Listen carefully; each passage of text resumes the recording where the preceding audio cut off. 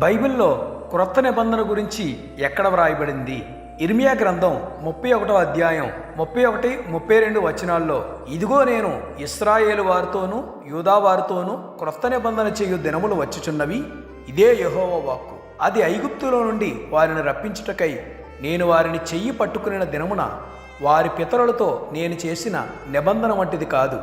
నేను వారి పెనిమిటినైనను వారు నా నిబంధనను భంగం చేసుకునిరి, ఇదే యెహోవా వాక్కు. క్రీస్తు పూర్వం 1446లో దేవుడు ఇశ్రాయేలు ప్రజలకు ఒక నిబంధన ఇచ్చాడు. ఆ నిబంధనను వారు భంగం చేశారు.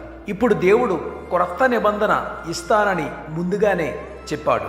బైబిల్లో మనం మత్తయి, మార్కు, యోహాను, లూకా సువార్తలు చూసినప్పుడు ఈ సువార్తలన్నీ కూడా మొదటి శతాబ్దంలోనే వ్రాయబడ్డాయి. క్రిస్టియానిటీ విస్తరిస్తున్న సమయంలో ఈ 4 సువార్తలను అప్పుడు బోధించేవారు. కొత్త నిబంధనలో కూడా శాస్త్రులు ఉన్నారు. ఆ శాస్త్రులు ఒరిజినల్ ప్రతులను కాపీ చేసి వేరే ప్రతులు వ్రాసేవారు.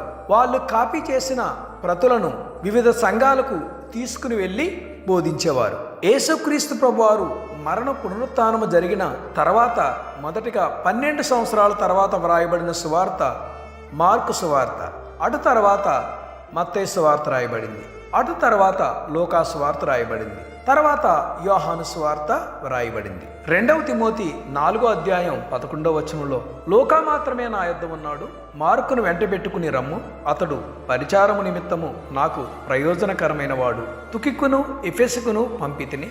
నీవు వచ్చినప్పుడు నేను త్రోయలో కర్పునొద్ద ఉంచి వచ్చిన అంగీని, పుస్తకములను, ముఖ్యంగా చర్మపు కాగితములను తీసుకుని రమ్ము అని పౌలు గారు చెప్తూ ఉన్నాడు. క్రొత్త నిబంధనలో 27 పుస్తకాలు ఒక గ్రంథాల జాబితాగా ఎప్పుడు నిర్ణయించారు అంటే గనక, మొదటి కౌన్సిల్, దానినే సినోడ్ ఆఫ్ హిప్పో అంటారు.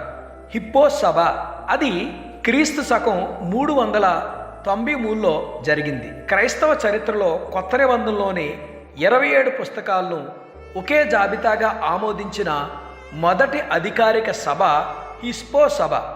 ఇది క్రీస్తు శకం 393లో ఉత్తర ఆఫ్రికాలో జరిగింది. ప్రముఖ క్రైస్తవ పండితుడైన సెయింట్ అగస్టీన్ ఈ సభలో కీలకమైన పాత్ర పోషించారు. తర్వాత క్రీస్తు శకం 397లో కౌన్సిల్ ఆఫ్ కార్తేజ్ ఈ సభలో హిప్పో సభ తీసుకున్న నిర్ణయాలను ధృవీకరించారు. ఈ సభ తర్వాతే నేడు మనం చదువుతున్న 27 పుస్తకాల క్రొత్త నిబంధన విశ్వవ్యాప్తంగా చర్చల ద్వారా అంగీకరించబడింది.